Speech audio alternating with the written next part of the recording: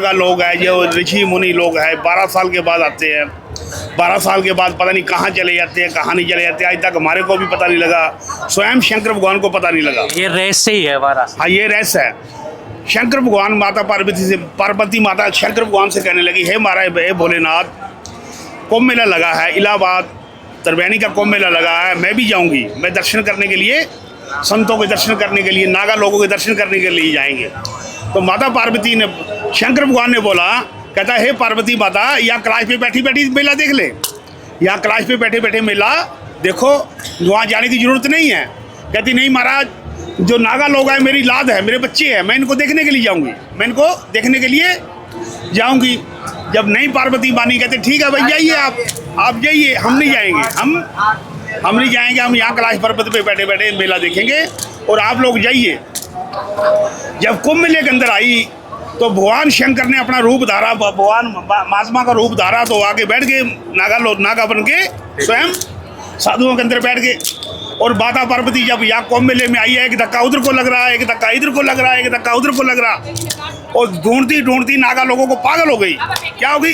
पागल हो गए, नगन, अल्प नगन हो गई, कपड़े फट गए उनके। जब भीड़ होती है तो कितना धक्का लगता है, कितना धक्का लगता है, धक्का लगता।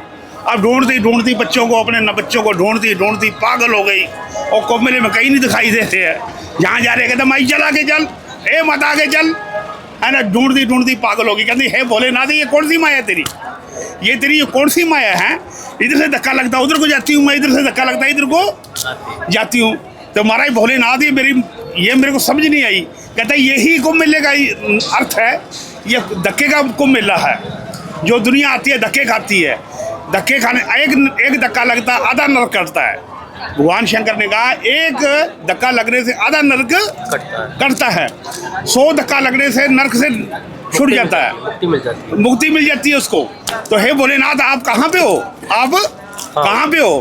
तो ऐसे जा रही थी पार्वती, तो यार नागा बाबा बैठे हुए थे, चिलम लग रही है, भगवान शंकर चिलम लगा रहा, और बाबा जी बैठे हुए हैं, और तो मुस्कुरा रहे, देख के हंस रही है पार्वती को, और बाल खिल गए उसके, पागल हो गई, बेअंग होगी और नगन होगी। क्या होगी?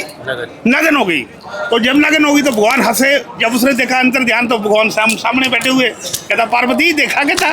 कहती महाराज, कहता मेरे तो कपड़े भी फट गए, मैं नगन हो चुकी है।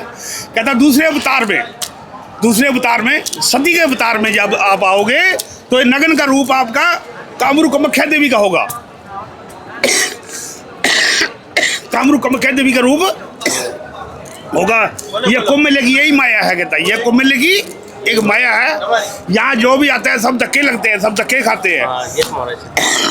क्योंकि श्रद्धालु इतने लोग आते हैं। हाँ, इतने श्रद्धा आती है, इतने धक्के करने के लिए आते हैं। तो माता पार्वती ने कहा, कहता महाराज ये कौन सी माया है? कहता ये मेरी 3 लोक की माया है। जो भी आता है ये सब नरक करने के लिए आते हैं। जो यहाँ पे कुंभ मेला करने के लिए आते हैं, संतों के दर्शन करने से आधा नरक कट जाता है, उसका आधा नरक कट जाता है। तो ये संतों की माया है। कहता महाराज, कहता अपरंपार आपकी माया है। तो पार्वती ने कहा महाराज ये 3 लोग की माया आप जान सकते हो, और कोई नहीं जान सकता। ऐसा कुंभ मेला मैंने कभी नहीं देखा। तो जब नगन हो गई तो उसको वरदान दिया शंकर भगवान ने, आप आज शक्ति के रूप में आओगे।